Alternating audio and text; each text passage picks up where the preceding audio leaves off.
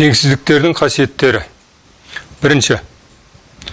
А үлкен Б болса, онда оны Б кіші А деп жазуға болады. Яғни, теңсіздіктер үлкен таңбада тұратын болса, оны кіші таңбаға ауыстыру үшін теңсіздіктің оң жағын сол жағына, сол жағын оң жағына ауыстырып жазуға болады. Екінші қасиет. А үлкен Б және Б үлкен С болатын болса, онда А үлкен С. Яғни, бұдан бірінші сан екінші саннан кіші болса, ал екінші сан үшінші саннан кіші болса, онда бірінші сан үшінші саннан әрқашанда кіші болады деген қасиет шығады.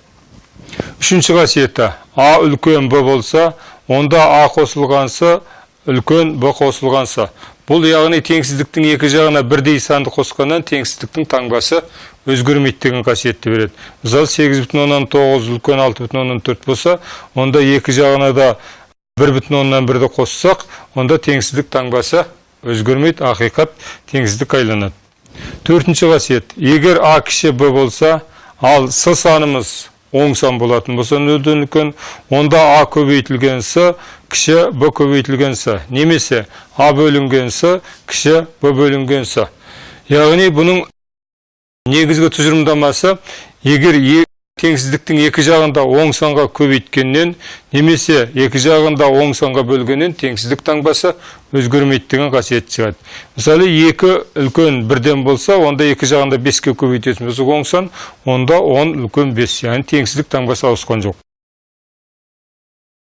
Келесі қасиет. А кіші Б, ал С саны теріс болатын болса, нөлден кіші, онда А көбейтілген С үлкен Б көбейтілген С, немесе А бөлінген С үлкен Б бөлінген С болады. Яғни бұның тұжырымдамасы, теңсіздіктің екі жағында теріс санға бөлгеннен теңсіздік таңбасы қарама-қарсы таңбаға ауысып түсіп отырады. Мысалы, 2 үлкен 1 десек, онда екі жағында 2-ге минус 2-ге бөлетін болсам теріс санға, онда минус 1 кіші минус 2-ден 1 деген ақиқат теңсіздік шығады.